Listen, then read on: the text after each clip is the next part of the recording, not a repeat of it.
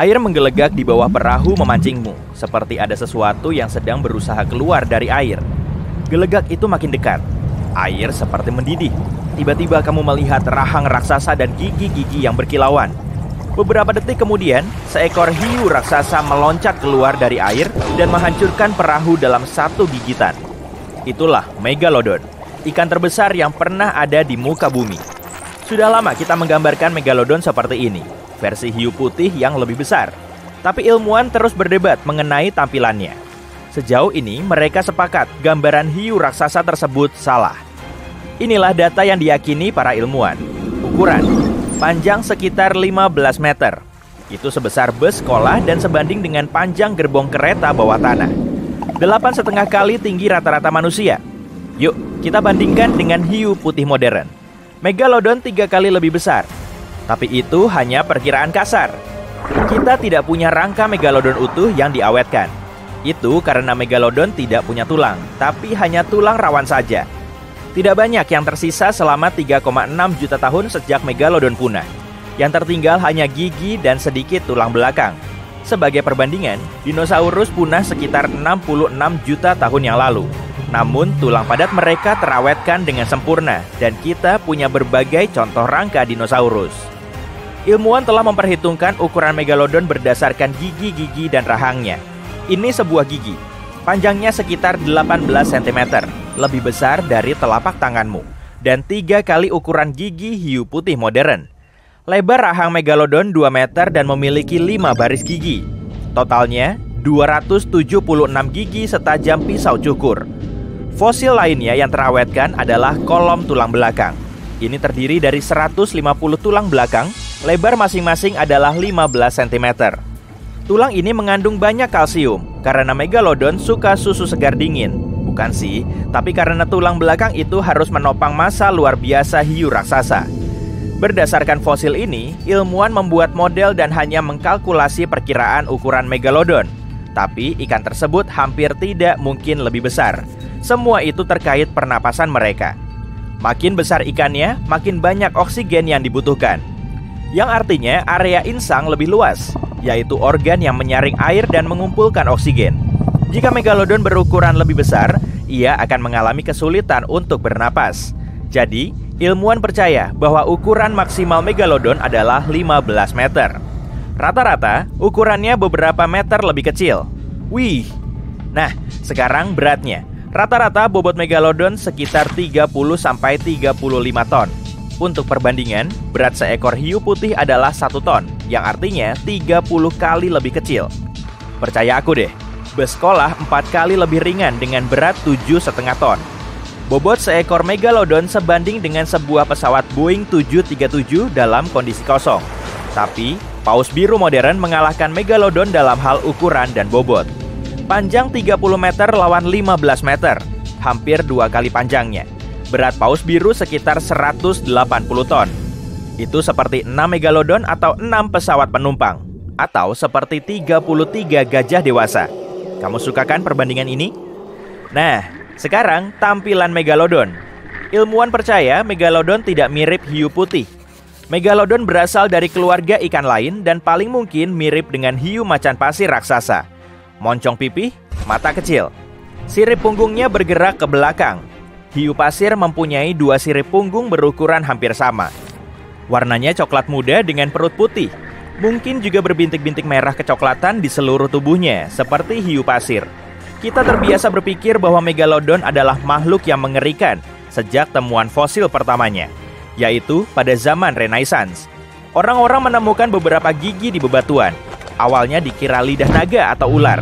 Dan inilah gambar pertama yang menunjukkan seperti apa rupa pemilik gigi-gigi tersebut. Moncong besar dengan hidung mengerikan dan banyak sekali gigi setajam pisau cukur. Kita juga punya bukti bahwa Megalodon adalah raja pemburu yang brutal dalam rantai makanan. Senjata pertama mereka adalah pemukul. Namun, Megalodon adalah perenang lambat. Dia hanya bisa melaju sampai dengan 18 km per jam. Sebagai perbandingan, hiu putih modern bisa mencapai 50 km per jam dalam mengejar mangsanya. Manusia perenang tercepat hanya bisa mencapai 10 km per jam. Ya, semoga berhasil dengan itu. Tapi, massa Megalodon luar biasa besar. Meskipun lambat, pemukulnya memiliki kekuatan luar biasa. Megalodon akan mengejutkan mangsanya. Ia hanya punya satu peluang untuk memukulnya. Jika meleset, mungkin butuh waktu terlalu lama untuk pukulan yang kedua. Kemampuan bermanuver Megalodon bisa dibandingkan dengan truk besar.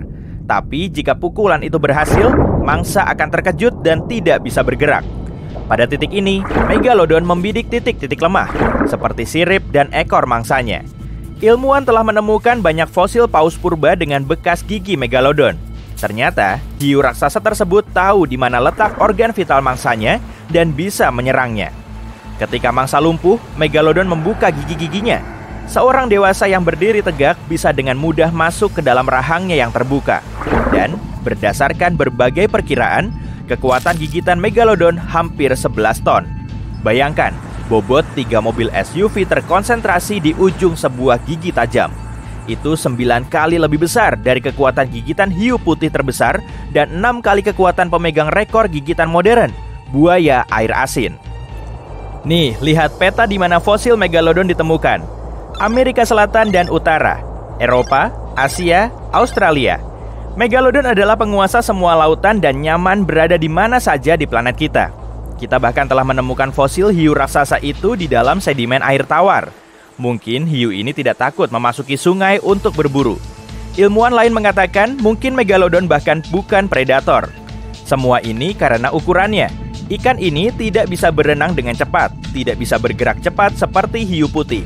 Jika mangsa mencoba meloloskan diri, Megalodon tidak akan mengejar, sebab dia tidak akan pernah bisa mengejarnya. Masalah lain adalah rangka Megalodon. Tulang rawan mereka lebih lemah daripada tulang biasa.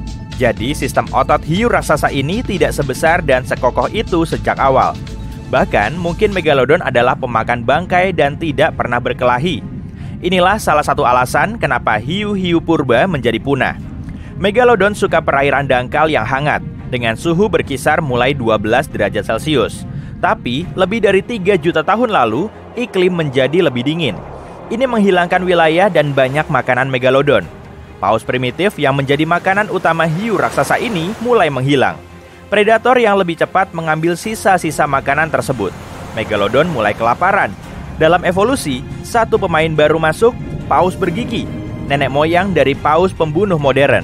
Paus ini hidup dalam gerombolan dan memiliki otak yang lebih besar dibandingkan Megalodon. Jadi, seiring waktu, mereka mulai berkompetisi dengan Megalodon. Mereka memanfaatkan kecanggungan Megalodon. Sekawanan paus pembunuh bisa dengan mudah menang dalam kompetisi melawan seekor hiu raksasa. Banyak ilmuwan percaya, inilah alasan menghilangnya hiu terbesar di dunia tersebut. Tapi ada teori bahwa Megalodon masih hidup dan menjelajahi perairan gelap planet kita. Beberapa nelayan Australia diduga telah bertemu dengan hiu berukuran luar biasa, tapi tak seorang pun bisa mengkonfirmasi kesaksian ini. Penggemar teori ini percaya bahwa hiu raksasa bisa bersembunyi di perairan dalam jauh dari pengamatan manusia. Di Palung Mariana misalnya, ini adalah tempat terdalam di planet kita. Palung ini lebih dalam dari ketika kamu menaruh Gunung Everest di dalam laut. Dan kita bahkan telah menemukan gigi Megalodon di sana. Tapi, sains bilang bahwa hiu raksasa semacam itu tidak bisa hidup di Palung Mariana karena banyak alasan. Pertama, suhunya terlalu dingin. Mungkin Megalodon adalah ikan berdarah dingin, sehingga dia harus menggunakan kehangatan lingkungan sekitar untuk bertahan hidup. Tapi, air di Palung Mariana dingin, sekitar 4 derajat Celcius. Itu karena semakin dalam, semakin sedikit sinar matahari yang bisa menembusnya. Alasan kedua adalah tekanan. Tiap kedalaman 10 meter meningkatkan tekanan sebesar 1 atmosfer. Yaitu, di kedalaman 30 meter, air menekan kamu 3 kali lebih kuat daripada yang kamu rasakan di permukaan. Otot-otot dan tulang rawan Megalodon yang lemah tidak memungkinkannya menyelam sampai ke dalam Palung Mariana. Dan yang paling penting, makanan. Makin jauh dari permukaan laut, makin sedikit organisme yang hidup. Megalodon terbiasa makan paus primitif yang ukurannya berkisar antara 3-7 meter. Penghuni Palung Mariana hanyalah ikan-ikan kecil. Megalodon tidak akan bisa menangkapnya. Dan mengingat ukurannya, yang dilakukan Megalodon hanyalah makan dan kemudian mencari makanan lagi. Bandingkan bobotnya dengan bobot manusia. Rata-rata manusia dengan berat badan rata-rata 80 kg harus mengasup sekitar 2000 kalori sehari. Bobot Megalodon 470 kali lipatnya, sehingga butuh jauh lebih banyak kalori. Jadi, semua ikan penghuni Palung Mariana hampir tidak bisa mencukupi kebutuhan makanan Megalodon selama beberapa hari saja. Jadi, semua teori ini tentu saja tidak benar. Tapi, tetap saja berhati-hati di luar sana adalah tindakan cerdas. Tahu kan maksudku? Pada awal abad ke-20, di suatu tempat di lepas pantai Afrika Barat, sebuah kapal uap Jerman meninggalkan pelabuhan. Tiba-tiba, cuaca memburuk dan kapal itu memasuki kabut tebal. Para pelaut itu pun kandas di gundukan pasir yang dekat dengan pantai. Untungnya, tidak ada yang terluka dan mereka bahkan sempat menyelamatkan kargo mereka yang berharga. Tapi kapal itu terjebak di pasir untuk selamanya dan dia tidak sendirian di sana. Hampir seluruh pantai barat Namibia disebut Skeleton Coast. Kalau kamu pikir namanya terdengar menakutkan, ya memang seperti itu. Garis pantai sepanjang 1.500 km ini adalah salah satu tempat paling berbahaya di bumi. Suku Bushmen setempat percaya bahwa dewa mereka menciptakan tanah ini ketika sedang marah. Bangsa Portugis adalah orang Eropa pertama yang menginjakan kaki di Namibia pada abad ke-15. Dan ya, mereka juga tidak menyukai Skeleton Coast. Penjelajah Portugis mengira bahwa tanah ini merupakan pintu gerbang menuju dunia bawah. Ini adalah tempat bertemunya gurun Namib dengan Samudra Atlantik. Mungkin berbahaya, tapi sebenarnya tempat ini sangat indah dan merupakan situs warisan dunia UNESCO. Kalau Skeleton Coast punya manajer humas, orang itu pasti akan berhenti di hari pertama bekerja. Daerah ini tidak terlalu ramah bagi turis karena kondisi geografis dan sejarahnya. Di bawah pasir dan ombaknya ada arus laut rahasia yang mengintai para pelaut yang tidak menaruh curiga. Arus ini disebut arus Benguela. Arus ini mengalir ke arah utara di sepanjang pantai Afrika bagian selatan.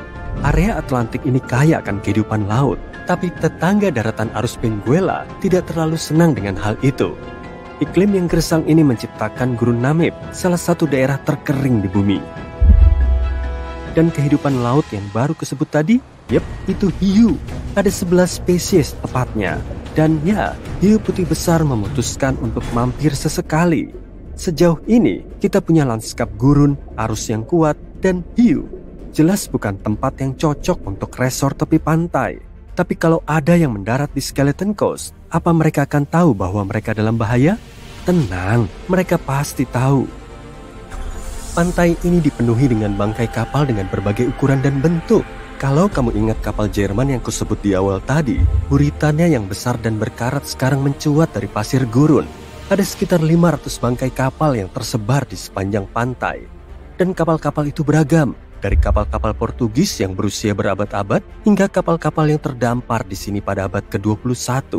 Sebuah kapal penangkap ikan modern bernama Zela India terlepas dari tali penariknya pada tahun 2008 dan berakhir di Skeleton Coast. Oke, kapal ini memang nggak lepas gitu aja. Ada bantuan dari elemen-elemen di sekitarnya, tapi lebih baik menjadi daya tarik wisata di pantai daripada hancur menjadi rongsokan. Kesanalah kapal pukat itu awalnya akan pergi. Sayang sekali. Penghuni Skeleton Coast yang paling terkenal adalah bangkai kapal Dunedin Star. Kapal kargo Inggris ini kandas di sini pada tahun 1942. Operasi penyelamatan besar-besaran yang terjadi setelahnya mengungkap betapa berbahayanya pelaut jika sampai berakhir di sini. Tim penyelamat berhasil menyelamatkan semua kru dan penumpang, tapi dengan konsekuensi besar. Sebuah pesawat dan kapal tunda hilang dalam proses tersebut. Tim penyelamat terakhir membutuhkan waktu 2 bulan penuh untuk kembali ke Cape Town. Kamu mungkin bertanya-tanya, kenapa? Dengan melihat peta wilayah tersebut, kamu akan tahu alasannya. Ini adalah lautan kuning yang tak berujung. Isinya pasir. Hanya ada sedikit jalan di sini.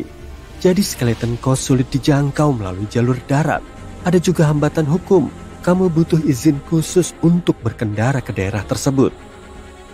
Tapi tengkorak yang ada di namanya bukan cuma merujuk pada kapal. Itu juga berarti tulang belulang hewan. Sebagian besar adalah milik paus dan anjing laut. Banyak hewan yang telah beradaptasi di daerah ini, sehingga singa dan hyena berkeliaran di pesisir pantai untuk mencari makan. Ya, sekarang ada singa yang kelaparan juga, seolah-olah hiu-hiu itu belum cukup. Hewan lain yang tinggal sementara di Skeleton Coast termasuk gajah, cheetah, macan tutul, dan jerapah. Pada tahun 1971, pemerintah Namibia mendirikan taman nasional di sini. Tapi kecuali peselancar, setelah sport jantung, taman nasional ini nggak dapat banyak pengunjung. Kamu paham alasannya? Gurun Namib adalah gurun tertua di dunia, dan gurun ini juga tidak terlalu ramah terhadap turis. Orang yang melakukan perjalanan ke wilayah ini harus membawa tabir surya dan jaket musim dingin yang hangat.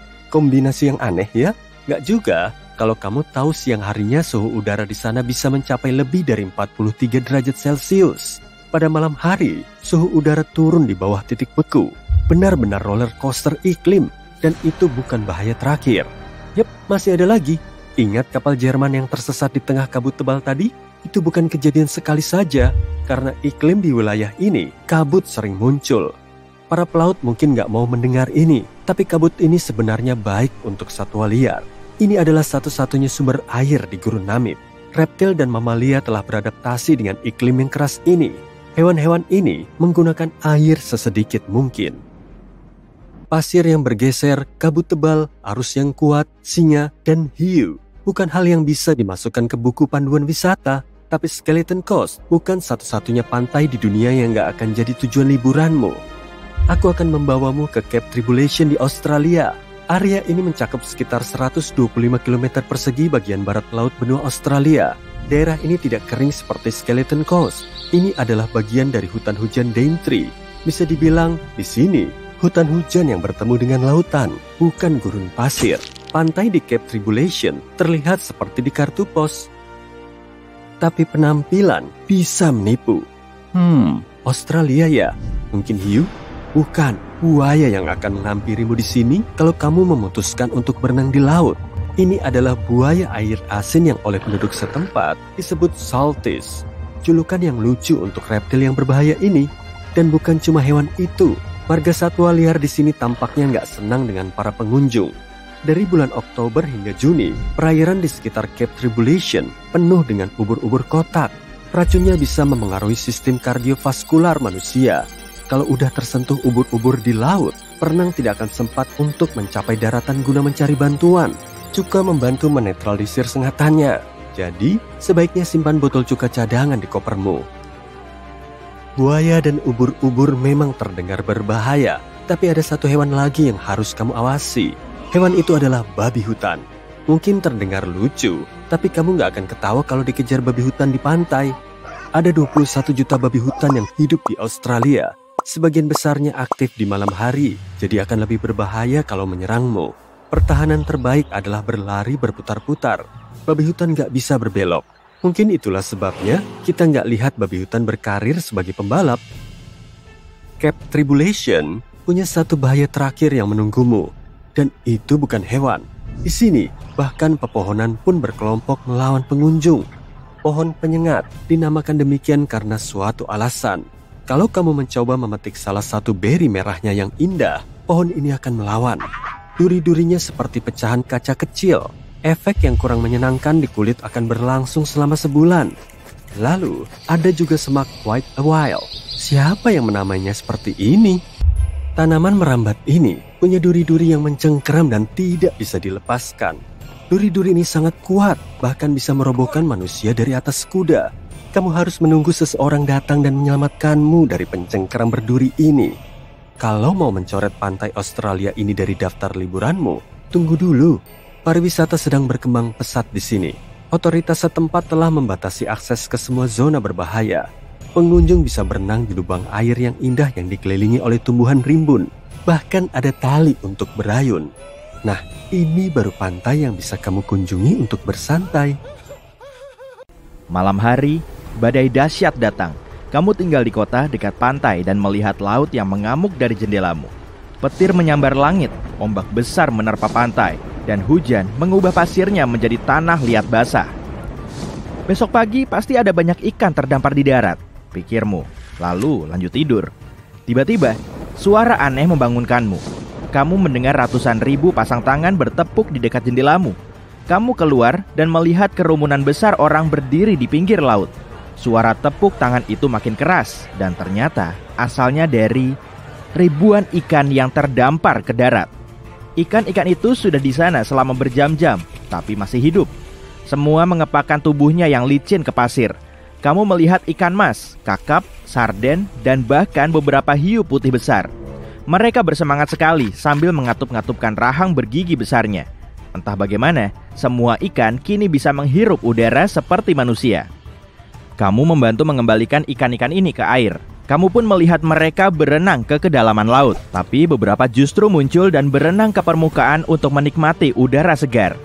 Kamu sudah membantu hampir semua ikan, kecuali hiu. Derek penyelamat pun tiba dan mengangkat semua hiu satu persatu dari ekornya, lalu mengangkut ikan-ikan itu ke laut dan melepasnya. Dari berita, kamu tahu bahwa ikan penghirup udara bukan cuma terdampar di kotamu. Orang-orang menemukan ikan-ikan itu di pantai seluruh dunia. Para ilmuwan dan peneliti kelautan telah menggelar ekspedisi laut untuk mempelajari fenomena unik ini. Sore harinya, mereka mengumumkan hasil penelitian ini. Kini, semua makhluk laut berinsang juga bisa bernapas lewat paru-paru yang baru berkembang. Mereka bisa bertahan di darat selama yang mereka mau. Mereka cuma perlu minum air, sama seperti makhluk hidup lain. Ikan menghirup air dan meneruskannya ke insang. Insang punya reseptor khusus yang menarik udara dari air dan mengirimkannya ke aliran darah. Dengan begini, tubuh mereka menerima asupan oksigen yang dibutuhkan untuk hidup. Setelah itu, karbon dioksida terbentuk. Karbon dioksida memasuki darah ikan, lalu melewati insang dan dilepaskan kembali ke air. Kemampuan bernapas lewat insang tetap tidak berubah. Anatomi makhluk-makhluk ini saja yang berubah. Mereka punya paru-paru dan saluran pernapasan. Saat ikan ada di air, saluran ini tertutup dan menghalangi akses ke paru-parunya. Dengan begini, air tidak masuk ke sana. Tapi saat ada di permukaan, ikan menutup insangnya dan membuka akses ke paru-parunya lewat mulut.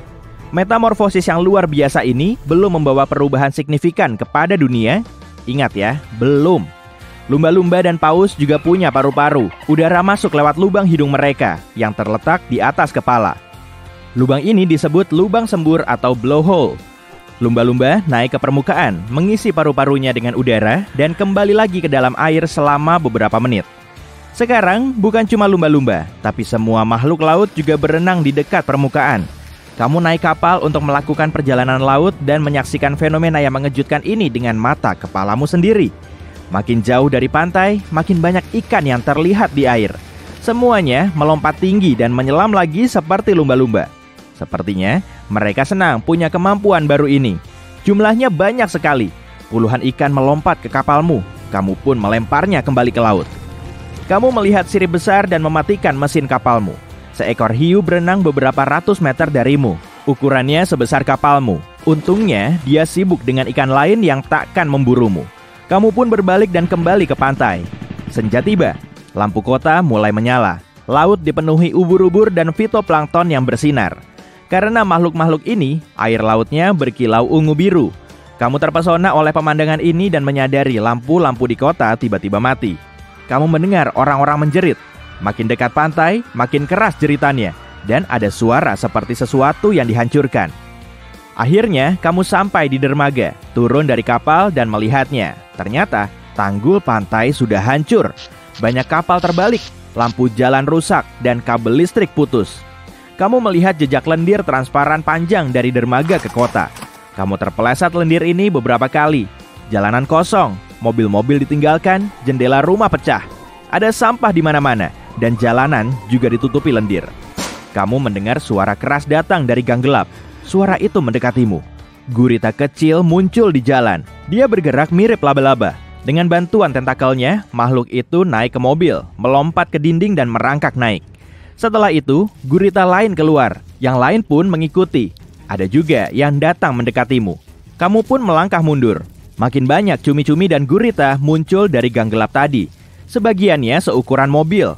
Kamu melihat sepeda tergeletak di jalan dan langsung menaikinya. Kamu mengayuh di sepanjang jalanan yang sepi dengan gerombolan gurita menggeliat di belakangmu. Jalanan di bawah roda sepedamu mulai bergetar. Kamu mendengar raungan memekakan telinga dari monster yang tidak dikenal. Kamu melihat ke belakang dan langsung menyesal. Monster raksasa seukuran gedung 5 lantai dan mirip gurita menghancurkan dinding perumahan di sekitarnya dengan satu sapuan tentakel kolosalnya. Makhluk ini keluar dari sudut tergelap laut. Sejak mendapatkan sepasang paru-paru baru, Dia ingin sekali menghirup udara yang segar dan bersih. Naluri membawanya ke permukaan dan di sana ada banyak makanan. Lampu-lampu kota menarik perhatian sang kraken.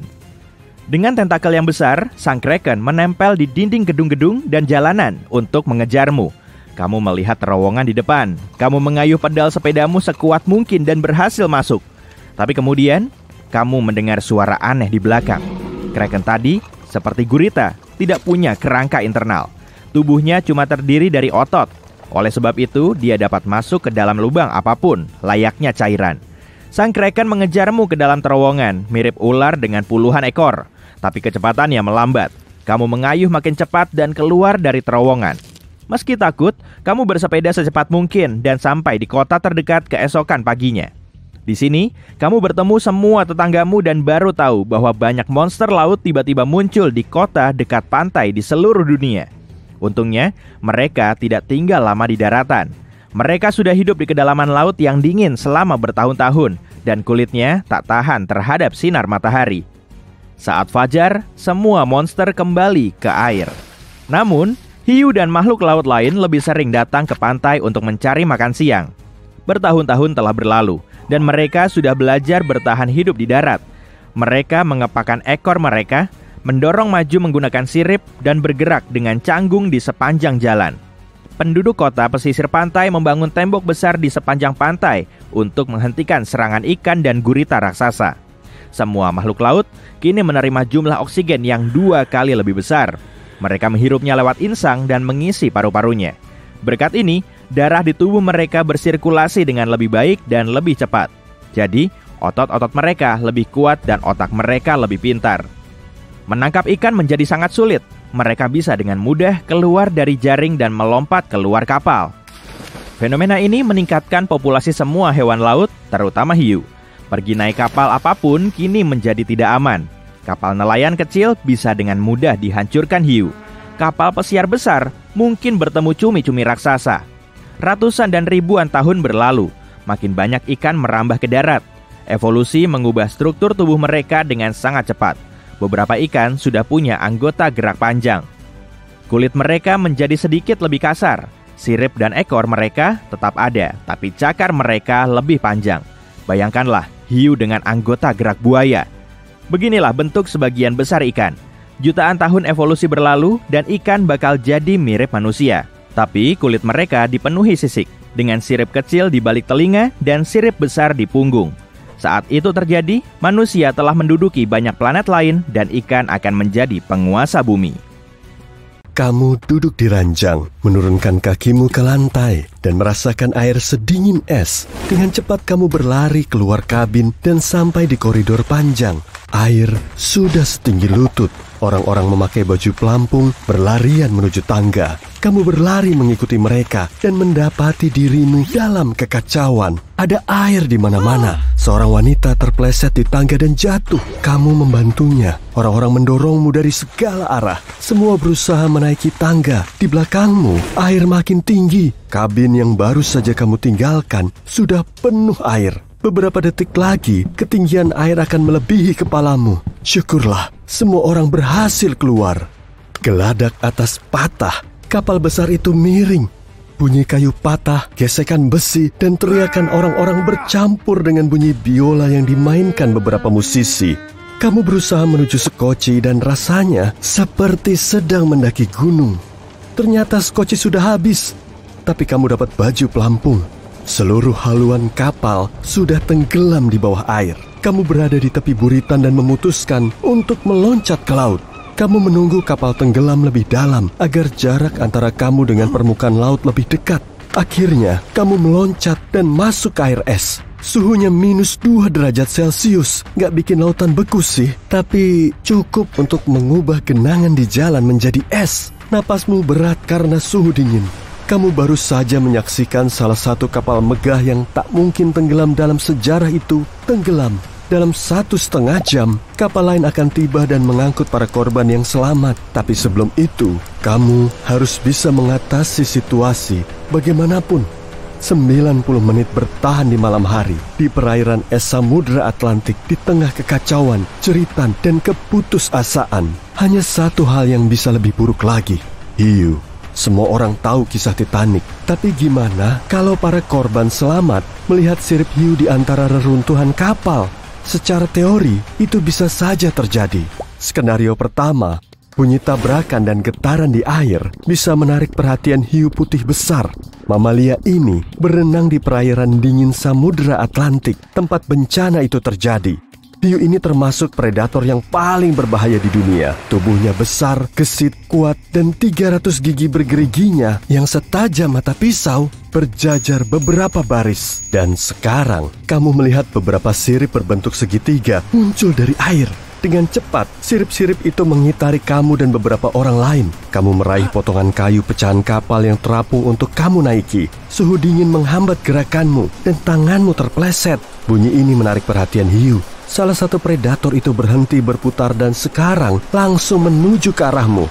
Rasa takut membuat otakmu mampet dan instingmu mulai bekerja. Kamu berusaha keras berenang menjauhi hiu itu secepat mungkin. Melarikan diri dari hiu gesit di dalam air tentu sia-sia.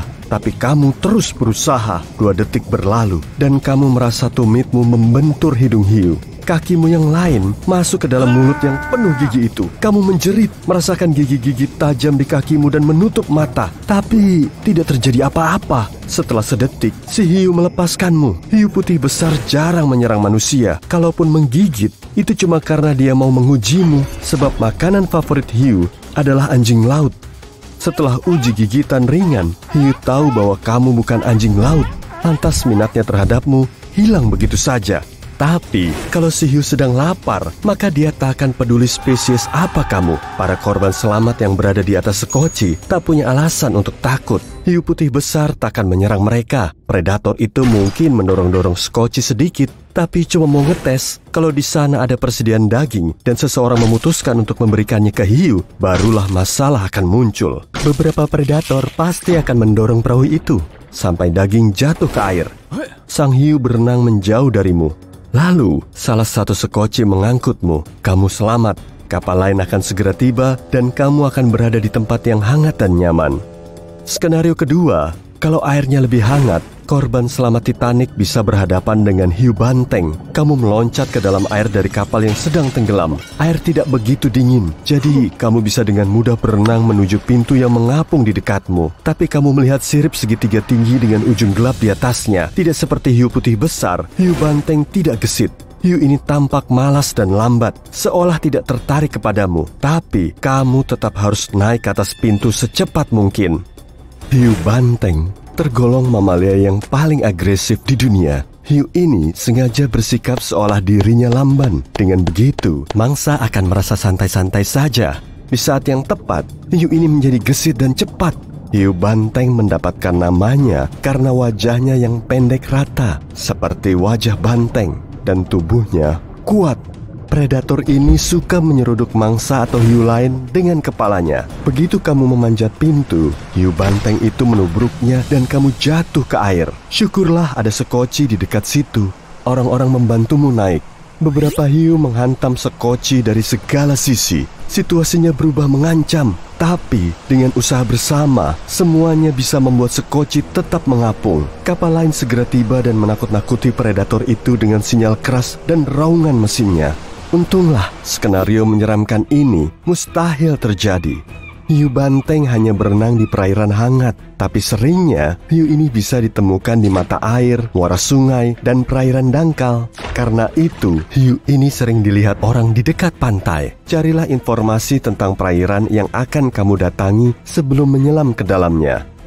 Skenario ketiga dan yang paling mungkin terjadi, kamu meloncat ke dalam air sedingin es, dan kamu kesulitan bergerak karena suhu dingin. Baju pelampungmu membuatmu tetap di permukaan. Cahaya samar dari Titanic yang tenggelam menerangi perairan, dan di kedalaman gelap yang tak terbatas, kamu melihat sesuatu yang mirip balok batu besar, ikan kuno, hiu paling megah di dunia, sedang berenang di dekatmu. Itu adalah hiu Greenland. Hiu ini bahkan berenang di perairan Arktik. Mereka tidak takut dengan suhu dingin Atlantik Utara. Predator raksasa ini lebih besar dari mobil.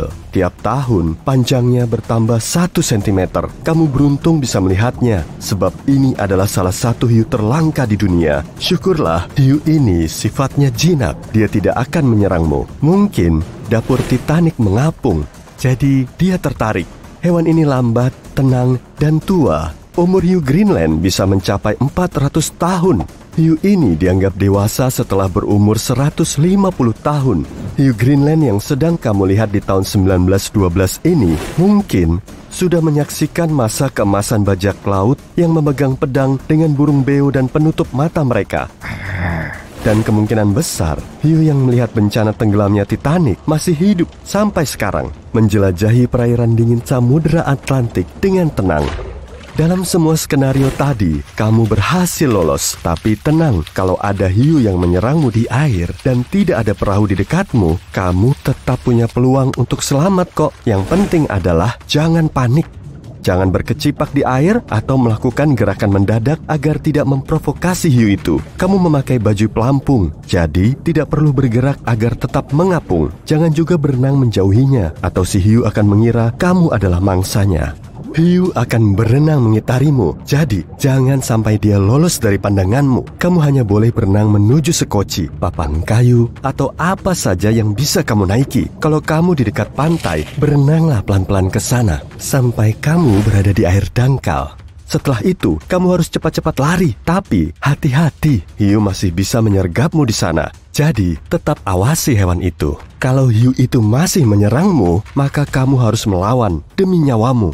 Titik-titik lemah hiu berada di mata dan insangnya. Bidik titik-titik itu dengan tinju dan kakimu.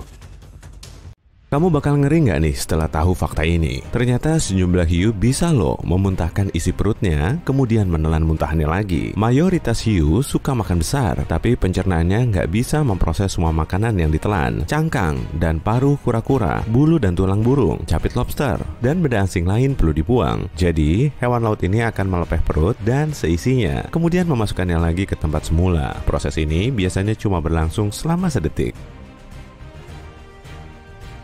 Hiu putih besar dan hiu mako punya sistem pemanasan mata khusus. Retinanya bisa menghangatkan mata dan otak. Selain untuk mempertajam deteksi gerakan, sistem ini juga bisa meningkatkan resolusinya. Hiu mako juga sering berenang vertikal saat melewati air yang suhunya berubah.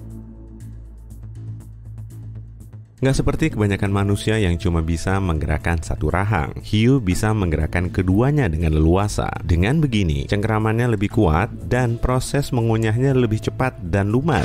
Kok serem ya? Dalam sekali bereproduksi, hiu bisa menghasilkan banyak anak sekaligus. Meskipun jumlahnya bervariasi untuk tiap spesies. Hiu biru, misalnya, saat berkembang biak, ia bisa punya lebih dari 130 anak sekaligus. Gigitan hiu putih besar lebih kuat daripada mayoritas kucing hutan. Pemburu bawah air sepanjang 6 meter ini bisa menghasilkan kekuatan lebih dari 276 kg per cm persegi, atau 4 kali lipatnya kekuatan singa dan harimau. Manusia jelas kalah jauh lah, karena kekuatan gigitannya cuma 10-14 kg per cm persegi.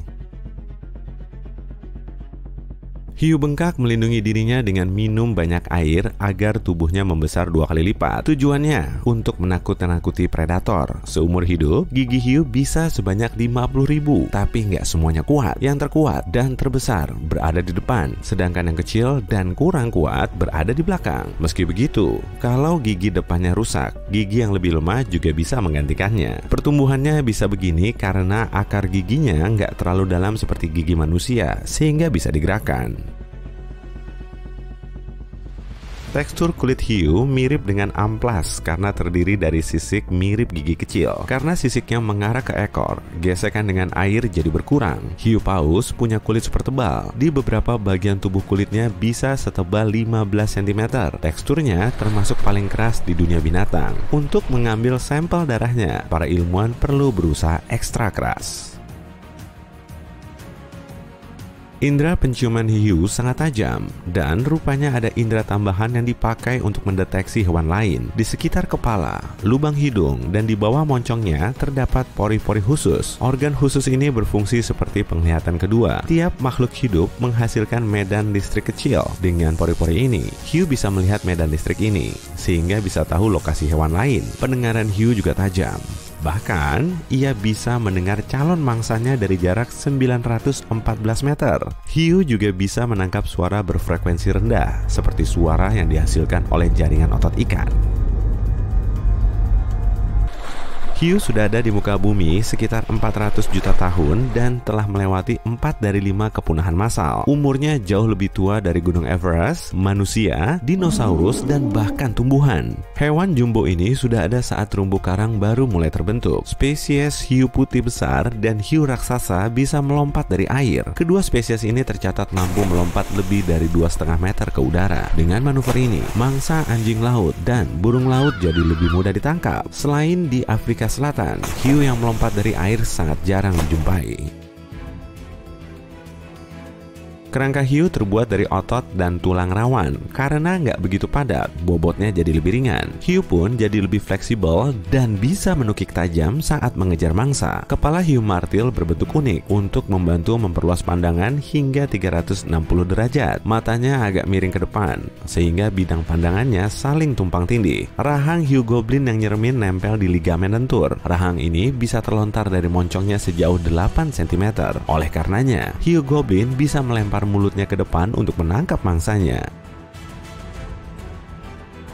Hiu nggak beristirahat seperti kita. Sebagian spesiesnya terus berenang-renang tanpa henti. Hal ini dilakukan agar air di dalam insang terus mengalir, sehingga monster ini tetap bernafas. Sebagian lainnya bisa beristirahat dalam keadaan setengah sadar, jadi waktu tidurnya memang khusus. Hiu juga nggak punya kelopak mata, makanya mata hiu terus terbuka dan pupilnya selalu mengawasi kondisi sekitar. Selain itu, mulutnya terus terbuka agar air bisa masuk melewati insang. Hiu bisa berenang sangat jauh tanpa istirahat karena pola tidurnya aneh. Malahan, hiu putih besar bisa berenang sampai 3.200 km tanpa berhenti untuk makan ataupun beristirahat. Wah, memangnya nggak kelaparan? Primadona laut ini memanfaatkan lemak di dalam hatinya, yang bobotnya bisa sampai sepertiga berat tubuhnya. Dan ternyata, hiu nggak bisa berenang mundur loh. Ekornya bergerak ke depan, sedangkan sirip di dadanya membantu berbelok dan menjaga keseimbangan. Jadi intinya, anatomi hiu dirancang agar ia cuma bisa bergerak maju. Hiu nggak punya pita suara, sehingga nggak bisa bersuara untuk saling berkomunikasi maupun mengekspresikan emosi. Ia harus menggerakkan tubuhnya dengan berputar atau berbalik. Habitat hiu ada di seluruh samudra, tapi sebagian spesies juga hidup di sungai dan danau air tawar. Misalnya, hiu banteng yang pernah ditemukan di sungai tropis. Spesies ini diketahui bisa hidup di air tawar dan air asin. Hiu terkecil di dunia bernama hiu lentera kerdil. Hiu mungil ini cuma tumbuh sampai 20 cm. Meskipun tubuhnya kecil, ia bukan sembarangan hiu loh. Sebagian organnya bisa memancarkan cahaya, dan karena hidup di perairan dangkal, hiu ini berkamuflase di bawah sinar matahari.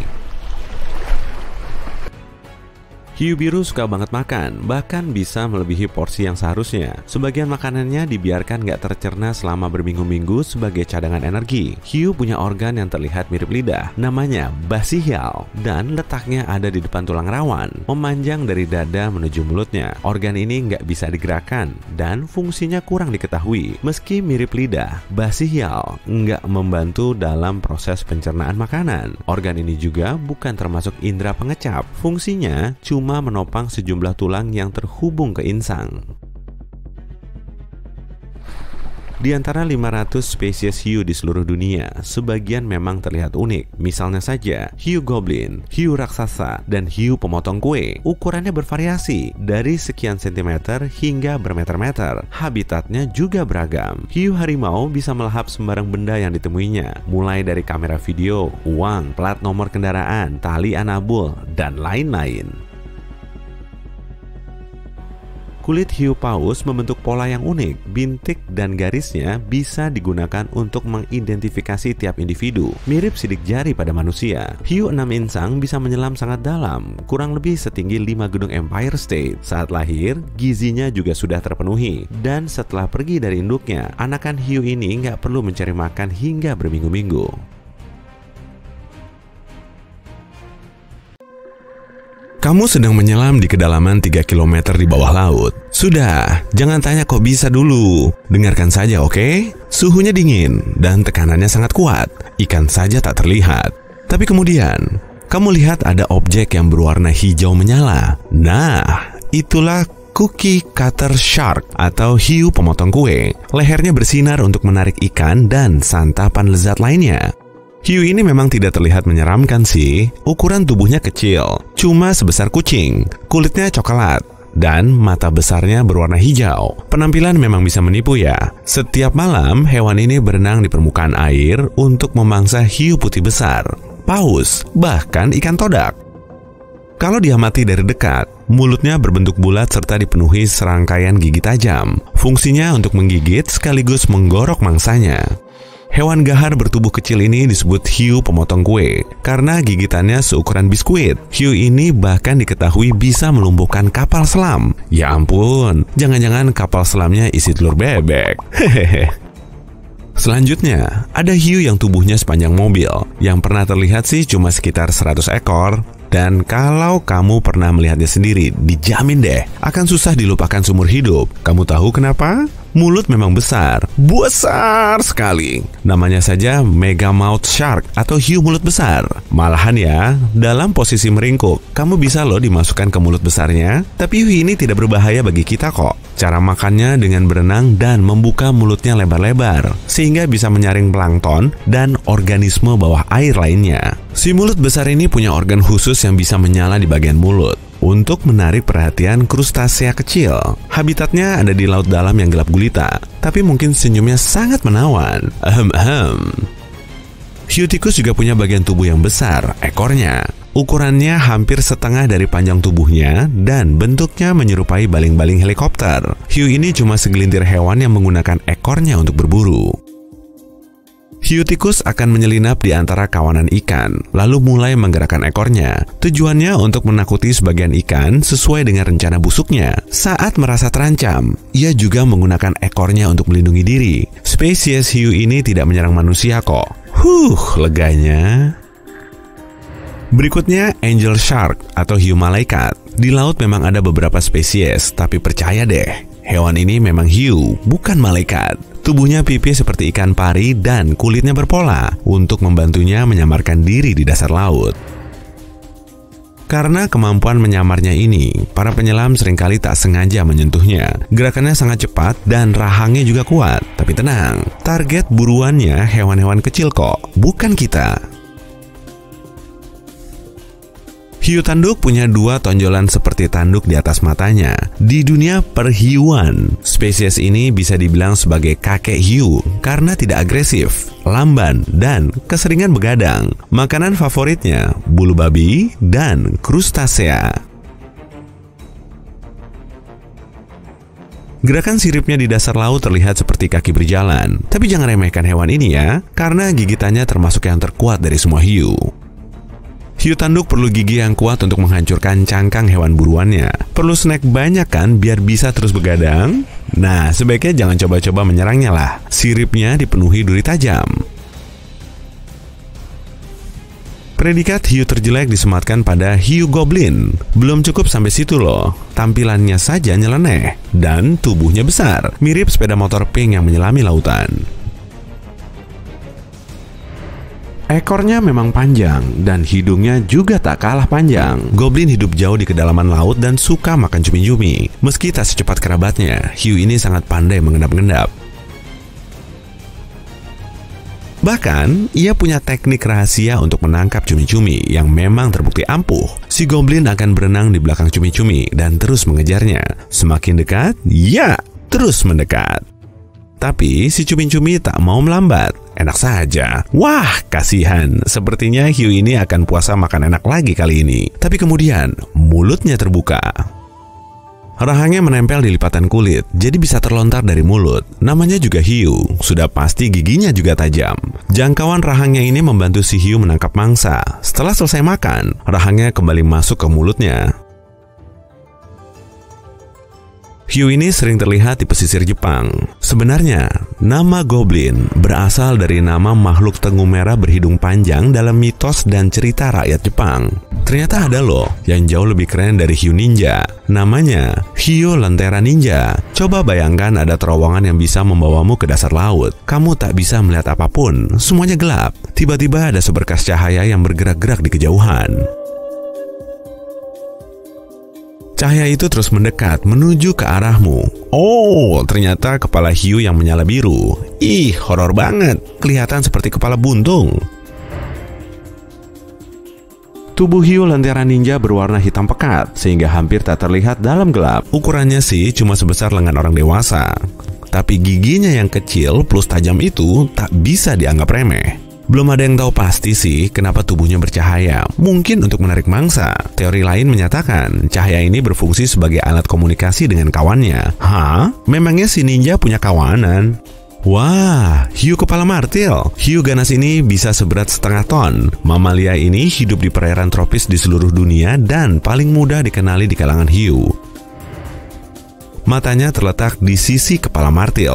Artinya, predator ini bisa melihat hampir ke segala arah. Otot lehernya juga istimewa karena bisa menggerakkan kepala ke atas dan ke bawah agar bisa melihat lebih jelas. Makanan favoritnya, ikan pari. Itu loh, ikan bertubuh pipi yang berenang-renang di dasar laut serta berkamuflase agar terlihat seperti pasir dan batu.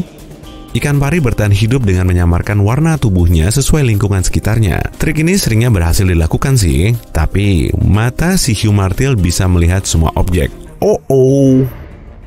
Hiu putih besar, hiu kepala martil, dan hiu besar lain bisa hidup sampai 25 tahun. Tapi hiu yang satu ini bisa hidup jauh lebih lama. Hiu Greenland, masa hidupnya selama 300-500 tahun. Hiu ini sering dijumpai di perairan Atlantik Utara dan Arktik.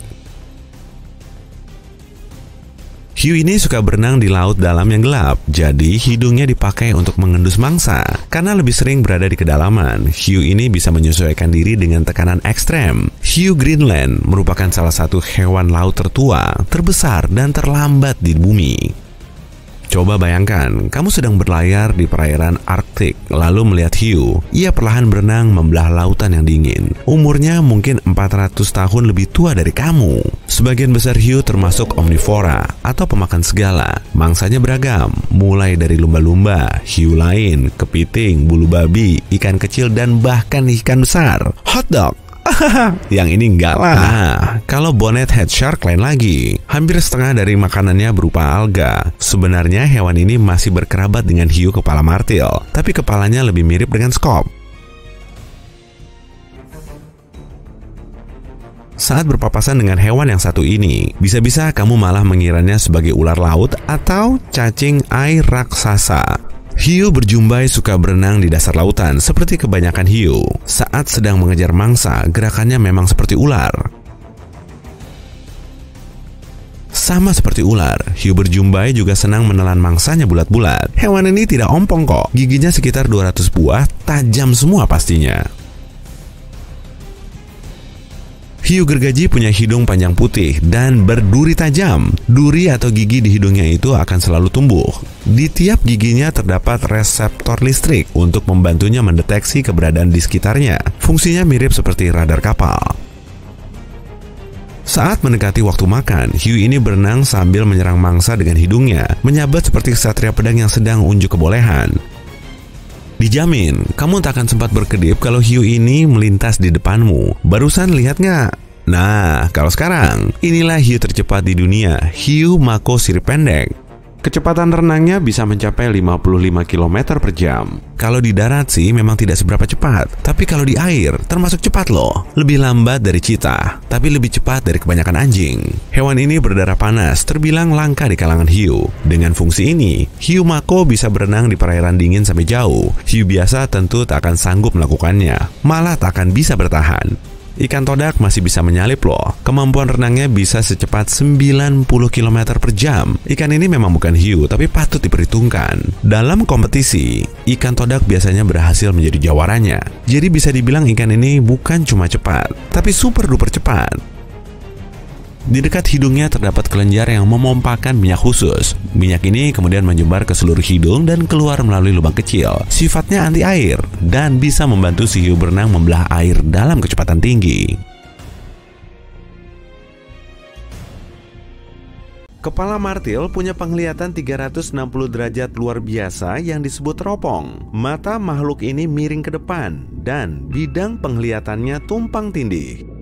Wobbegong punya arti janggut lebat dalam bahasa aborigin Australia. Hanya dengan sekali melihat penghuni bawah laut ini, kita pasti langsung paham kenapa dia juga disebut hiu karpet. Viper dogfish tahu cara membuat cahayanya sendiri di perairan laut dalam gelap gulita. Hewan ini memiliki gigi seperti jarum dan rahang yang bisa diperpanjang. Fitur ini memungkinkannya memakan mangsa yang setengah ukurannya.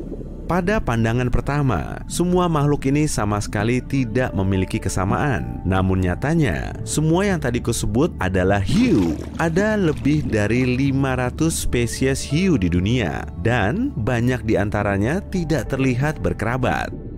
Sebagai predator paling menakutkan di lautan, hiu telah mengarungi lautan lebih dari 400 juta tahun. Mereka telah beradaptasi dengan segala jenis kondisi berat. Sekarang, beberapa di antaranya bisa hidup di air tawar, sungai, maupun danau. Ukuran makhluk ini sangat bervariasi, dari yang sekecil tangan manusia hingga hiu paus sepanjang 12 meter. Kebanyakan orang mungkin akan merasa lebih nyaman jika tidak ada hiu yang bersembunyi di kedalaman laut. Tapi hanya sedikit dari kita yang tahu bahwa lenyapnya hiu akan berubah menjadi bencana bagi bumi. Bayangkan kamu terbangun di dunia tanpa predator puncak ini. Kalau kamu seorang peselancar, kamu tidak perlu memantau perairan demi mencari sirip segitiga yang merupakan ciri khas hiu. Kalau kamu pengunjung pantai biasa, kamu tidak perlu selalu waspada untuk berlari ke arah pantai kalau penjaga pantai meniupkan peluitnya. Pembuat film pun akan bingung. Mereka harus mencari tokoh antagonis baru. Tapi kenyataannya, hiu tidak sejahat yang mereka bayangkan. Tidak semua hiu merupakan makhluk besar berbentuk torpedo dengan gigi-gigi tajam. Sebagai contoh, hiu raksasa atau basking shark punya gigi-gigi kecil dan bahkan tidak menggunakannya untuk makan. Gigi hiu tanduk berbentuk seperti geraham dan fungsinya adalah menghancurkan mangsa bercangkang keras. Lalu bagaimana dogfish laut dalam berukuran 20 cm bisa mengancam keselamatanmu? Tidak seperti yang dipikirkan banyak orang. Manusia bukanlah makanan favorit hiu. Biasanya, mereka salah mengira kita sebagai lumba-lumba dan anjing laut yang ukurannya tidak jauh berbeda. Sebagian besar spesies hiu lebih menyukai ikan, cumi-cumi, dan kerang. Hey, kalau dilihat-lihat, seleraku juga sama. Nyam. Cumi goreng. Beberapa adalah hewan penyaring, yang artinya mereka mendapatkan makanan dengan menyaring air laut melewati insang atau mulutnya. Oke, mari kita kembali ke dunia tanpa hiu. Spesies hiu besar berada di puncak rantai makanan laut. Mereka berburu ikan yang lebih kecil. Misalnya, tuna. Tuna pun memakan penghuni laut yang lebih kecil lagi, yang kebanyakan spesies pemakan dasar yang hidup dari alga. Jika hiu menghilang, itu akan mengacaukan seluruh rantai makanan ini. Tanpa hiu yang bertugas mengontrol populasi ikan, pemakan alga terkecil akan segera dilahap oleh predator. Tidak ada pemakan dasar, dan alga akan tumbuh liar. Bersama dengan bakteri, keduanya akan pindah ke terumbu karang. Karang tidak akan bisa berfotosintesis. Sinar matahari yang mereka gunakan untuk mendapatkan nutrisi dari air dan karbon dioksida tidak akan sampai. Terumbu karang akan memudar, meninggalkan kerangka yang nantinya akan berubah menjadi batu kapur. Ini akan menyebabkan banyak spesies laut punah. Alga juga akan menyumbat insang ikan dan mencemari air sekaligus boga lautnya. Bangkai hiu merupakan sumber makanan penting bagi banyak penghuni laut. Misalnya, paus pembunuh, hiu lain, dan bahkan gurita. Tanpa bangkai sisa ini, spesies yang baru kusebutkan akan berisiko kelaparan. Atau katakanlah, hiu macan. Mereka hidup di padang lamun dan mencegah penyu menghabiskan lamun di daerah ini. Jika hiu tidak berjaga, semua vegetasi bawah air ini akan hilang dalam waktu singkat. Dan itu akan menimbulkan masalah besar. Para ilmuwan menyatakan 50-80% oksigen bumi diproduksi di lautan oleh plankton, termasuk alga, tumbuhan laut, dan beberapa jenis bakteri. Biasanya, hiu memakan ikan yang melahap plankton penghasil oksigen. Tidak ada hiu, maka mungkin akan ada kelangkaan oksigen yang serius di dunia. Ikan kecil akan berkembang pesat, tapi hanya pada awalnya. Jika tidak ada hiu, ikan yang terluka dan sakit alias mangsa mereka yang paling umum akan membuat kerumunan ikan tempat mereka tinggal menjadi tidak seimbang. Hal ini akan berujung kekacauan. Selain itu, ikan yang dibiarkan tak terkendali akan memakan semua yang mereka lihat, udang kecil, plankton, dan mikroorganisme lainnya. Seketika, semua ini akan hilang dan ikan pada akhirnya kelaparan. Pengaruhnya pun tidak hanya sebatas ekosistem dunia, tapi juga ekonomi, seperti yang pernah terjadi di Carolina Utara. Hiu putih besar ditangkap secara besar-besaran di sana, sehingga menyebabkan peningkatan populasi pari. Alhasil, ratusan pari lapar memakan semua simping. Perikanan lokal terpaksa gulung tikar. Saat simping habis, pari berpindah ke makhluk laut bercangkang lainnya. Hilangnya hiu juga akan merugikan ekowisata. Misalnya, di Kepulauan Bahama, satu hiu karang akan menghasilkan sekitar $250.000 atau 3,6 miliar rupiah selama masa hidupnya. Penyelam membayar uang ini demi melihat hiu-hiu itu berenang di habitat alaminya. Seekor hiu paus yang masih hidup menghasilkan $2 juta atau hampir 30 miliar bagi Belize selama masa hidupnya. Selain itu, jika tidak ada hiu, kita tidak akan pernah tahu betapa indahnya makhluk ini. Lihat saja sendiri. Hiu tidak punya tulang. Kerangka mereka terbuat dari tulang rawan, seperti sebagian telinga dan ujung hidungmu. Tulang rawan jauh lebih ringan daripada tulang asli. Selain itu, hati hiu dipenuhi minyak. Itulah yang membantu mereka melayang di air. Dari jauh, kulit hiu mungkin terlihat sehalus lumba-lumba. Namun pada kenyataannya, kulit ini menyerupai amplas. Kulit ini terdiri dari sisik mungil seperti gigi. Semuanya mengarah ke ekor dan mengurangi gesekan air saat hiu berenang. Meski hiu tidak bertulang, tubuh mereka bisa menjadi fosil. Seiringnya bertambah usia, predator ini menyimpan kalsium di kerangkanya agar menjadikannya lebih kuat. Itulah sebabnya rahang hiu berusia jutaan tahun terasa seberat dan sepadat tulang. Hiu memiliki bintik hitam kecil di dekat mata, hidung, dan mulutnya. Bintik ini memungkinkan hiu merasakan medan elektromagnetik dan perubahan suhu di laut. Sebagian besar spesies hiu memiliki penglihatan malam yang menakjubkan. Lebih kerennya lagi, mereka bisa melihat warna. Beberapa hiu memiliki jaringan reflektif khusus di bagian belakang mata yang membantu mereka melihat dengan sempurna meski hanya ada sedikit cahaya. Kamu mungkin bisa mengetahui usia hiu dengan menghitung cincin di tulang punggungnya. Tiap tulang punggungnya memiliki pasangan pita semi transparan dan non-transparan. Jika tulang punggungnya punya 10 pasang pita, hiu tersebut berumur 10 tahun. Hitungan seperti itu tidak selalu benar, tapi seringkali tepat. Gigitan hiu putih besar tidak boleh diremehkan. Makhluk sepanjang 6 meter ini dapat menghasilkan gaya lebih dari 280 kg per cm persegi. Artinya, rahang ikan ini 4 kali lebih kuat dibanding rahang singa atau harimau. Dan kamu, dengan kekuatan gigitanmu yang cuma 10-14 kg per cm persegi, sama sekali bukan tandingannya. Hiu bisa menghangatkan matanya berkat retina khusus. Retina ini membantu mereka melihat apapun di sekitarnya dengan resolusi yang lebih baik dan mendeteksi mangsa. Beberapa spesies hiu yang hidup di dasar laut, misalnya hiu perawat atau hiu malaikat, punya bukaan khusus di belakang matanya. Bukaan ini memasok oksigen langsung ke otak dan mata mereka. Hiu menggunakan organ ini saat beristirahat di dasar laut atau makan. Tapi kebanyakan spesies hiu harus berenang sepanjang waktu untuk memompa air ke insangnya. Hiu hidup di semua samudra di planet ini, tapi beberapa spesies merasa nyaman di air tawar. Hiu banteng misalnya, dapat ditemukan di sungai tropis. Mereka telah beradaptasi dan sekarang dapat hidup di air tawar dan air asin. Dan hiu sungai, sesuai namanya, berenang di sungai di Nugini, Australia dan Asia Selatan.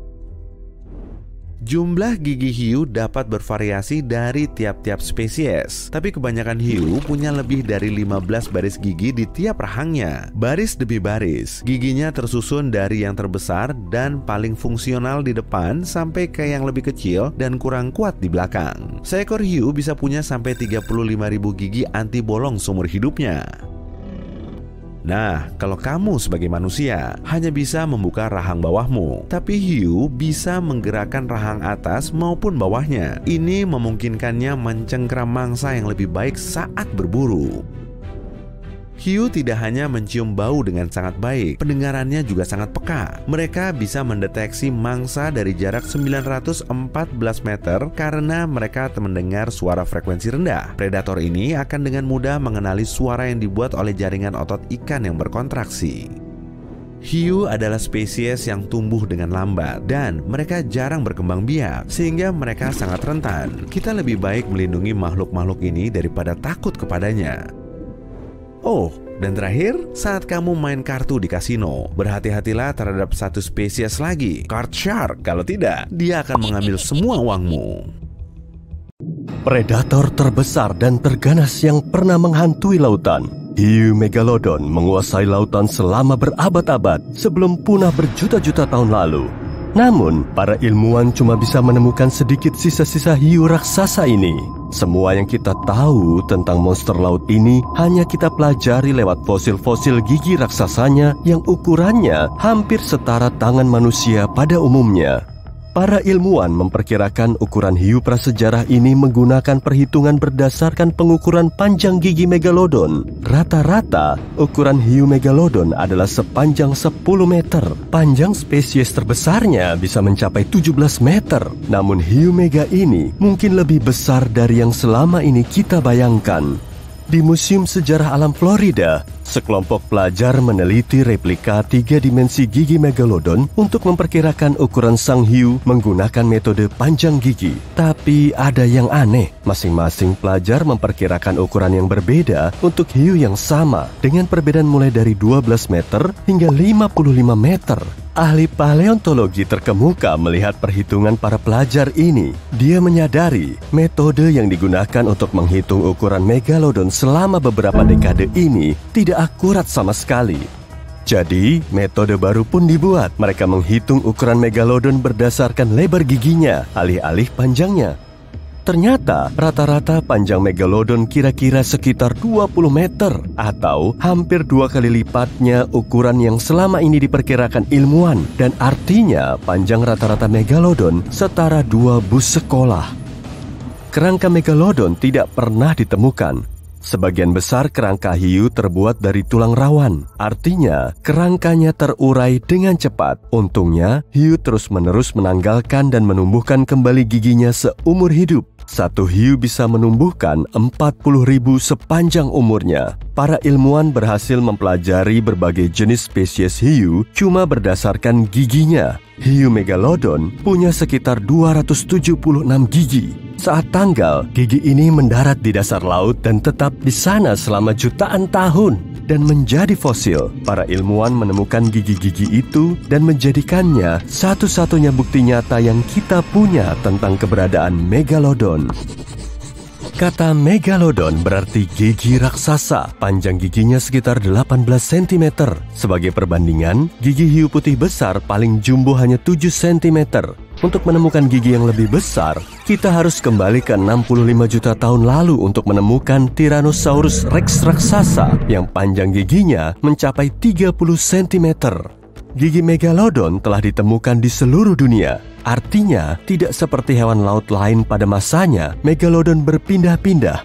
Bahkan di masa sekarang, sebagian besar hiu dan hewan laut cenderung menetap di satu laut atau samudera. Hiu megalodon berenang dengan bebas di seluruh dunia, berpindah di antara perairan tropis dan subtropis. Gigi megalodon telah ditemukan di setiap benua, selain perairan dingin Antartika.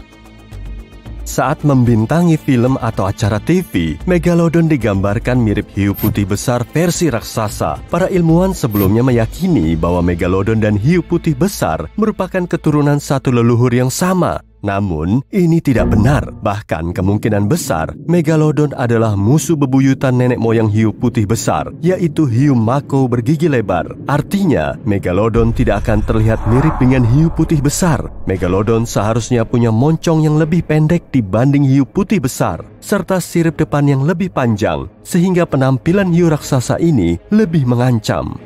Bukan cuma hiu terbesar di dunia, megalodon juga merupakan salah satu ikan terbesar yang pernah ada. Predator puncak seukuran ini pasti butuh makanan yang besar juga untuk terus hidup. Megalodon bisa memakan 1.100 kg ikan setiap harinya. Menu favorit megalodon terdiri dari spesies ikan besar, lumba-lumba, dan bahkan spesies hiu lainnya. Tulang paus kuno dengan tanda gigitan megalodon juga pernah ditemukan. Artinya, megalodon tidak terintimidasi dengan ukuran dan tetap mencoba memakan paus raksasa masa lalu. Para ilmuwan telah menggunakan simulasi komputer untuk mencoba mencari tahu gaya berburu hiu kuno ini. Dengan teknologi ini, para ilmuwan menemukan bahwa gaya serangan megalodon sangat berbeda dengan hiu modern. Hiu modern mengincar langsung ke titik paling rentan mangsanya. Sebagai contoh, perut anjing laut yang lembut. Gigi megalodon sangat cocok untuk menggigit daerah tulang rawan yang lebih keras. Jadi, bukti menunjukkan megalodon seharusnya lebih dulu mengunyah sirip mangsanya yang lebih keras, agar mangsanya tidak bisa berenang sebelum meluncurkan serangan terakhir. Lebar mulut megalodon sekitar 3 meter, dan tingginya sekitar 2,7 meter. Cukup besar jika kamu mau masuk ke dalamnya tanpa menyentuh satu gigi pun. Tapi sebaiknya jangan dicoba ya. Saking besar mulutnya, megalodon bisa menelan mobil kecil tanpa harus mengunyahnya. Tim riset dari Australia dan Amerika Serikat telah bekerja sama untuk mengetahui kekuatan gigitan megalodon menggunakan simulasi komputer. Hasilnya pun mengerikan. Hiu putih besar modern punya kekuatan gigitan sebesar 1,8 ton. Sementara megalodon dapat dengan mudah mengunyah mangsanya dengan kekuatan gigitan mencapai 18,2 ton. Gigitan megalodon bisa dengan mudah memotong baja dan mengalahkan predator lain di lautan. Para ilmuwan meyakini megalodon punya gigitan paling kuat di antara semua makhluk hidup yang pernah ada. Gigitan megalodon bisa dengan mudah mengalahkan T-Rex yang kekuatan gigitannya hanya 6 ton. Anehnya, tak ada yang tahu persis kapan atau bagaimana megalodon punah. Namun, beberapa teori tentangnya masih terus menyebar. Megalodon punah pada akhir era Pliocene, yaitu fase pendinginan global yang terjadi lebih dari 5 juta tahun dan berakhir sekitar 2,6 juta tahun lalu. Bukti baru menunjukkan megalodon yang terakhir hidup setidaknya 3,6 juta tahun lalu, tepat di tengah era Pliocene. Teori lain mengklaim bahwa hiu mega ini menghilang karena temperatur bumi yang berubah selama era Pliocene. Saat bumi mendingin, perairan tropis samudera dunia anjlok ke suhu yang lebih dingin. Para ilmuwan meyakini ini menyebabkan kepunahan sepertiga dari semua hewan laut besar, yang artinya sumber makanan megalodon juga ikut langka. Tanpa banyak mangsa yang tersisa, mau tidak mau megalodon punah. Hiu megalodon berkembang biak di perairan dekat pantai. Perairan pantai yang dangkal memberikan tempat tumbuh yang sempurna untuk hiu yang baru lahir, menjauhkan mereka dari predator lebih besar yang bersembunyi di perairan terbuka. Saat es terbentuk di sekitar kutub bumi dan permukaan laut menurun, area ini hancur. Anak-anak megalodon tidak punya pilihan selain berenang ke perairan laut dalam, sehingga mereka lebih rentan terhadap predator berbahaya. Teori baru berpendapat bahwa ledakan bintang yang kita sebut supernova mungkin bertanggung jawab atas kepunahan megalodon. Sekitar 2,6 juta tahun lalu, supernova di tempat yang jaraknya 150 tahun cahaya dari bumi menerangi langit prasejarah dan bertahan di sana selama berbulan-bulan. Beberapa ratus tahun setelah supernova ini memudar, partikel energi kosmik dari ledakan bintang turun ke bumi. Partikel energi ini membawa kandungan radiasi yang berbahaya. Para peneliti meyakini radiasi ini dapat menyebabkan kepunahan massal dari banyak hewan laut, termasuk megalodon. Radiasi dari partikel ini meluas ratusan meter ke laut dan lebih berbahaya bagi makhluk yang lebih besar dibanding yang lebih kecil. Makin besar makhluknya, makin banyak pula radiasi yang mereka serap. Megalodon yang panjangnya hampir 20 meter cukup besar untuk menyerap radiasi dalam jumlah besar. Beberapa orang meyakini megalodon masih ada sampai hari ini, bersembunyi di kedalaman perairan samudra. Tapi kemungkinannya sangat kecil. Megalodon adalah spesies air hangat, jadi mereka tak mungkin bertahan hidup di perairan dingin lautan dalam. Sebagian besar calon mangsa megalodon tinggal di perairan yang lebih dangkal, sehingga makanan megalodon sangat sedikit di dasar laut dalam. Sederhananya, jika ada hewan sebesar megalodon yang masih hidup saat ini, kita pasti sudah melihatnya. Saat sedang menyelam di Samudra Atlantik, kamu tiba-tiba tersadar. Sudah lumayan lama tidak melihat orang. Kamu naik ke permukaan dan ternyata perahumu hilang. Gawat! Di kejauhan, kamu bisa melihat pelampung laut yang bisa kamu panjat. Kamu berenang ke sana dan melihat ke laut terbuka di sekitarmu. Cuma ada warna biru di segala arah, kecuali ada makhluk besar yang bergerak di dalam air dan menarik perhatianmu. Sirip punggungnya menerobos permukaan. Tamat sudah, itu hiu putih be. Tunggu dulu, kenapa dia berenang miring? Oh, ternyata itu bukan hiu. Kamu baru saja bertemu ikan bersirip kipas terberat di dunia, ikan matahari. Dia bisa tumbuh sampai sepanjang 4 meter dan hidup di laut dalam. Kita juga mengenalnya dengan sebutan mola-mola. Dia rupanya cuma ingin menyapa. Dia lebih sering memakan ubur-ubur dan bisa menyelam mulai dari kedalaman 180 sampai 800 meter. Dia bukan cuma menyapa atau berjemur, melainkan sedang membiarkan burung laut memakan serangga kecil yang sedang menumpang di badannya. Aduh, jadi ikutan lapar. Nyam. Begitu besar dan beratnya mola-mola, para ilmuwan sangat kesulitan mempelajarinya. Apalagi saat dia berenang super dalam. Mola-mola sama seperti ubur-ubur. Sebenarnya bukan ikan, melainkan plankton. Dia cuma hanyut mengikuti arus dan tidak berenang melawannya seperti ikan pada umumnya. Ikan sheephead hidup di sekitar Teluk Meksiko dan pantai lepas Atlantik Barat. Dia hidup lumayan jauh dari permukaan dan semoga tidak iseng naik. Dia punya gigi khusus untuk mengunyah makanan favoritnya, kerang. Meski terlihat menakutkan pada awalnya, ikan sheephead biasa ditemukan di pasar ikan dan restoran jika kamu ingin mencicipinya. Kalau aku sih agak ngeri memakan ikan yang giginya mirip gigiku. Ikan yang paling sering dihujat sehingga wajahnya sedih begini, blobfish hidup jauh di lepas pantai Australia dan Selandia Baru. Dia dianggap sebagai salah satu makhluk teraneh yang pernah ditangkap dan alasannya cuma satu. Ikan ini memang tidak ditakdirkan hidup di permukaan. Bentuknya mirip lendir meleleh yang cemberut. Satu hal yang kita tahu tentang ikan laut dalam ini adalah kita belum benar-benar tahu apa yang sebenarnya ada di sana. Akhirnya kamu berhasil sampai ke tanah kering dan mendengar suara menggerutu dari pasir berlumpur di dekatmu.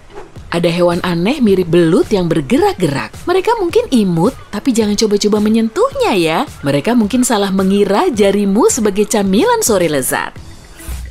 Tembakau raksasa hidup di seluruh Asia Tenggara dan yang kerennya bisa berlari lebih cepat daripada manusia jika dia mau. Setidaknya untuk sekian detik, mereka suka air berlumpur sehingga lebih sering bersantai di dekat garis pantai. Yang membuat ikan ini unik adalah mereka menghabiskan sebagian besar waktunya di luar air.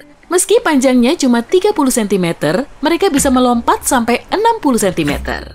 Pohon berjalan Amazon adalah salah satu rahasia hutan terbesar. Dan kamu tiba di sini. Pepohonan ini tidak berjalan dengan kaki seperti kita manusia, tapi masih bisa bergerak sekitar 20 meter setiap 1-2 tahun. Yang terjadi adalah akar barunya mencari sinar matahari, sementara akar lamanya tercabut dari tanah, dia pun bergerak akar demi akar. Gerakannya sangat lambat, kamu tak akan bisa cuma menunggu dan melihat pepohonan ini menunjukkan bakatnya. Tapi kalau kamu sedang gabut dan tak tahu harus apa, kamu bisa menunggunya bergeser minggu per minggu untuk mencoba menemukan sumber cahaya terbaik. Kamu berjalan di hutan Afrika Barat sambil bersiul, kamu mengambil ranting kecil untuk menebas jaring laba-laba yang menghalangi. Semuanya aman-aman saja sampai kamu tersadar ranting itu menggelitik tanganmu dan bengkok.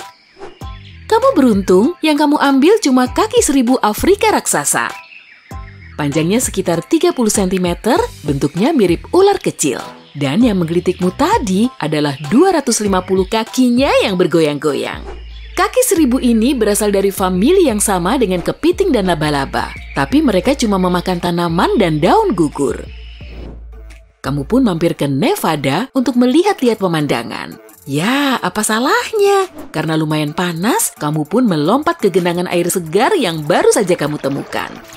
Akan tetapi, tempat ini terlarang dan semua orang tidak boleh berenang di sini. Kenapa? Karena mungkin ada ikan terlangka di dunia, pupfish. Panjangnya cuma sekitar 3 cm dan hanya tinggal di sini. Mereka adalah ikan langka yang dilindungi, jadi bacalah dulu rambu-rambunya dan jangan coba-coba berenang mendekatinya. Kolam milik pupfish juga dilindungi, tempat ini adalah indikator gempa. Saat ada gempa bumi, misalnya di Filipina, Jepang, atau Tiongkok, ombak akan mulai bermunculan di Nevada.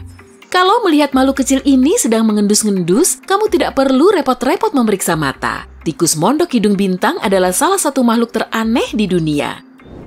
Tikus mondok yang hampir buta ini dibantu tiap jumbai di hidungnya untuk mencari makanan. Hidungnya super sensitif dan bisa merasakan 5 kali lebih tajam dibanding tangan manusia. Bukan cuma itu, tikus mondok hidung bintang juga pemakan tercepat di dunia. Wow, aku kalah cepat. Mereka bahkan bisa mencium bau makanan di bawah air. Hebat juga ya tikus ini. Tardigrada atau biasa disebut beruang air adalah salah satu makhluk paling menarik di dunia dan juga tergila. Hewan mikroskopis ini adalah makhluk terkuat di bumi. Berani tanya seberapa gregetnya dia? Pertama, kamu bisa menemukannya di bagian terdalam lautan, di puncak gunung tinggi, di gunung berapi, hutan hujan, dan bahkan Antartika. Mereka juga hewan pertama yang mampu bertahan hidup di luar angkasa. Mereka bisa tidur ribuan tahun tanpa makanan atau air, lalu bangun dan berjalan lagi seolah tak terjadi apa-apa. Beruang air bisa menguasai dunia kalau saja dia agak besar. Glaucus biru terlihat mirip makhluk dari film fiksi ilmiah, tapi tenang, hewan kecil ini cuma spesies aneh dari keluarga siput laut. Dan jangan coba-coba memegangnya. Hewan ini menyatu sempurna dengan ombak laut saat mengapung di permukaan. Warna Glaucus yang biru cerah membantunya melebur dengan air, tapi bukan itu yang membuatnya istimewa, melainkan sengatannya yang lumayan kuat dan pastinya sakit. Tapi Glaucus tidak menghasilkan racun sendiri, melainkan mencurinya dari makhluk air beracun lain. Lumayan juga untuk makhluk yang panjangnya cuma 2,5 cm. Ada yang mau kelapa segar? Kamu perlu menenangkan diri setelah melihat banyak hewan aneh. Untungnya, ada kelapa yang baru jatuh dari pohon. Tapi, ada sesuatu yang juga ikut jatuh. Sepertinya kelapa ini sudah punya pemilik. Kepiting kelapa mencari kelapa yang jatuh di tanah dan mencabik sabut coklat yang menyelimutinya. Lalu, kepiting itu mencapit kelapa dan membawanya memanjat pohon. Dari sana, mereka melemparnya ke tanah untuk membukanya. Jadi, kepiting itu masih di atas, sementara makan siangnya ada di tanah. Tanpa repot-repot, kepiting kelapa tinggal melompat dari pohon dan bisa mendarat tanpa terluka dari ketinggian 4,5 meter. Kamu tentu tidak mau menangkap kepiting ini dengan tangan kosong. Kepiting kelapa punya capit terkuat di antara semua jenis krustasea. Pantas saja dia bisa menembus sabut kelapa. Sekarang kamu sudah hampir gila, tapi siapapun juga pasti akan heran jika melihat hagfish. Ikan ini mirip belut, tapi dengan satu kekuatan super ekstra, lendir. Kurang dari 1 sendok teh lendir jika digabungkan dengan air bisa berkembang sampai 10.000 kali lipat. Begitu hagfish mengeluarkan lendirnya, tidak ada yang bisa mendekat. Lantas, bagaimana jika sebagian lendir itu masuk ke hidungnya sendiri? Hagfish tahu caranya bersin. Ikan ini juga tidak punya tulang, seluruh tubuhnya terbuat dari tulang rawan. Hewan terakhir untuk hari ini, perkenalkan, katak ungu. Tapi kenapa namanya biasa aja ya? Katak ungu adalah spesies katak yang tampak aneh. Tampangnya seperti kebanyakan makan dan hidungnya jauh berbeda dibanding katak pada umumnya. Makin anehnya lagi, katak ini hidup di bawah tanah dan bukan cuma sebentar. Katak ungu hanya keluar dari lubangnya selama 2 minggu dalam setahun. Tidak heran, makanan pokoknya adalah rayap yang ditemukannya di bawah tanah. Jadi, untuk apa juga dia capek-capek naik ke permukaan?